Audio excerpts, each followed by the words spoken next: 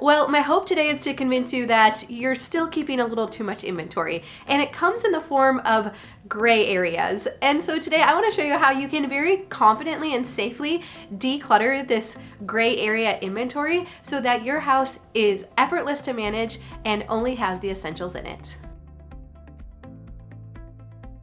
Well, hi, I'm Dawn from The Minimal Mom. If we haven't met before, I'm married to Tom and we have 4 kids ages 7 through 12. And we love sharing about family minimalism, but more importantly, how to get there. How do we declutter to get to a point where our house has only the stuff in it that we actually need and that it's very easy to manage. That was my goal, and that's my hope for you as well, because we have found so much freedom in living this way. And so I really want you to achieve that too. But there's these items in our home that hang us up. So I have an illustration here. Okay, so I think for most of us, when we go to declutter, even without us thinking about it, our stuff kind of gets divided into 3 categories. So we have the easy stuff, like the super easy stuff to declutter. We're clearly not using it. It was a mistake purchase. I can admit that now. I should have never brought it into my house, let alone wasted my money on it. It is what it is. I'm gonna cut my losses. I'm gonna donate it, toss it, and move on. And so we have one category of stuff it's just very easy. It's no brainer, and it's good because this helps us to feel like we're making some progress when we're decluttering. Then on the other end, we have the obvious stuff that we're gonna keep. We have the clothes that we wear every single day, our favorites, our go-tos, and it's a no-brainer that we're gonna keep this stuff. So these 2 ends of the spectrum are actually, it's easy. It's non-decisions, really. I mean, this is not hard. I'm not worrying about decision fatigue or getting caught up on this. I don't even necessarily dread decluttering this because it's not hard. And then we have the gray area, this category of stuff. The stuff that I'm just not sure about. Like, I could wear this. I mean, mostly I wear this stuff, but once in a while I pull from here still. And so how can I get rid of this? And it can be in the form of clothing. It can be in the form of extra food storage containers, pots and pans, toys, craft supplies. I mean, every area in our house, we end up with this gray category. And what's unfortunate though is if it was just one area of our house, if it was just like, oh yeah, when it comes to clothes, I'm feeling a little indecisive. I don't know if I'm actually gonna miss them or not, so I'm gonna keep this.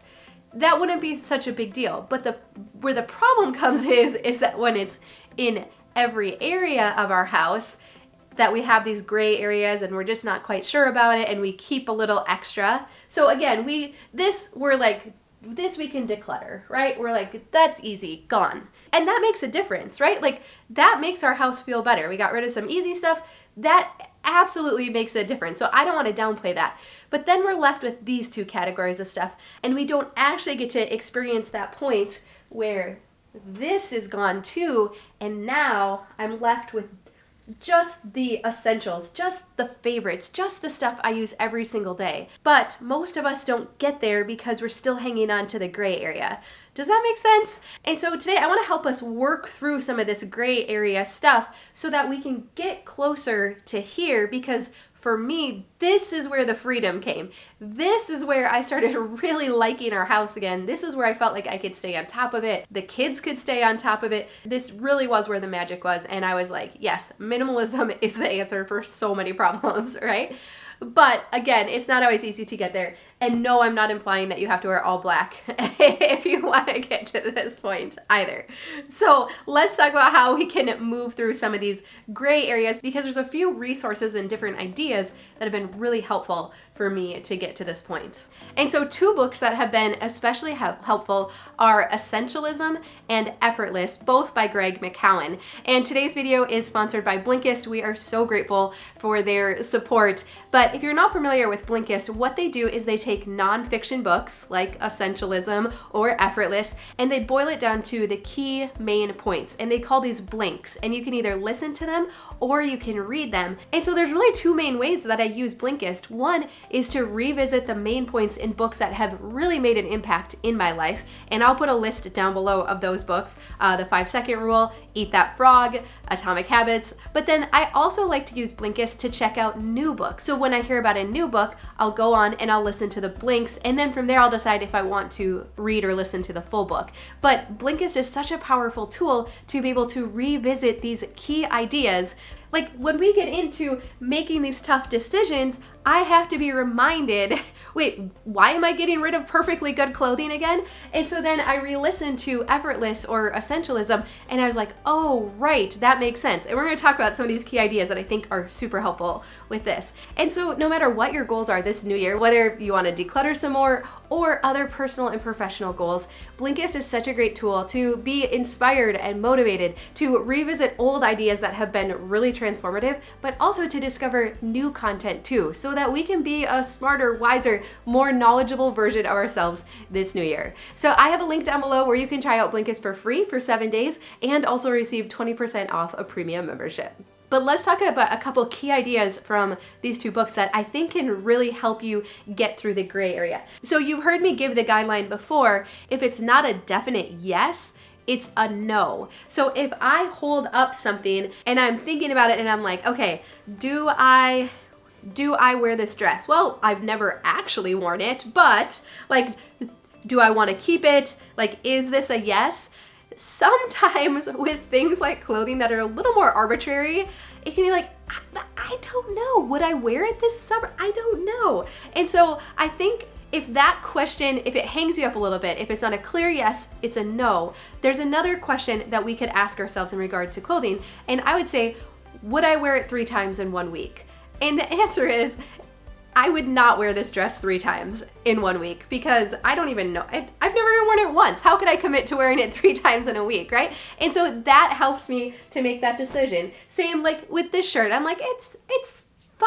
I mean, is it my favorite? No, it's not on my clear yes pile. Okay, would I wear this shirt 3 times in 1 week? Well, no, because it's actually a little uncomfortable and I find myself pulling at the collar and having to adjust it. So I would maybe put myself through discomfort for 1 time a week or once every couple weeks, but 3 times a week, no. So right there, then that's saying like, no, this is not a clear yes. And so this question, and many of you have said it too, this question, if it's not a clear yes, it's a no, can really help us move through some of this gray area inventory to get us closer to our goal of only having the essentials in our home. Another key idea in Essentialism that I really like is he talks about that we actually want to limit our options.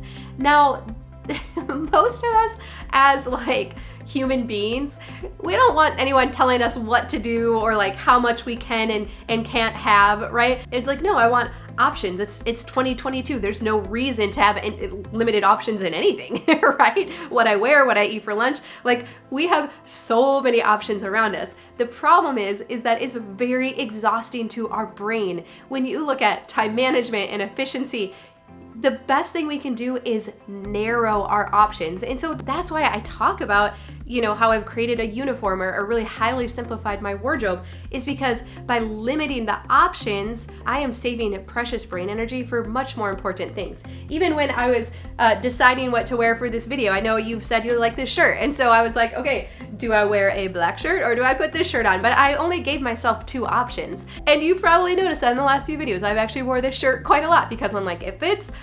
You've said you like the color on me. And so I'm like, 1 of 2 options. Okay, we chose this one today. Now, again, I'm not a fashion vlogger or whatever, so you're not coming to me looking for fashion advice or for me to be wearing lots of different things every time you see me. But by limiting that option, I didn't have to put unnecessary brain energy into that. Similarly, I mean, we're talking about clothes right now, but how about pots and pans or shoes or coats or even the toys our kids play with? We don't realize that it's actually very exhausting for our brain to have all of these different options in front of us. And then from the book Effortless, I love this idea of setting up a home that is effortless to maintain. And I think for most of us, that just seems so far-fetched, right? But one of the key concepts he talks about in that book is using leverage. And what he says is that when we use a lever or leverage, it's basically doing something once that has an impact that keeps on going. He gave the example of like when we go to work, we get paid for the number of hours we put in. And then the next week we have to do it again. And then the next week again. We can't go to work once and then expect to continue to get paid for it. However, there are areas of our life where we can do something once and continue to experience the benefit from it. So I look at decluttering our home as something that I did once. I mean, you maintain it, but I really significantly decluttered our home once and was able to then fully realize the benefits of it and the impact on our life. And now we have been able to enjoy those benefits for over 7 years. And so again, if we're looking at the gray area inventory in our home to say, I'm gonna take time to declutter, I am gonna risk the money loss,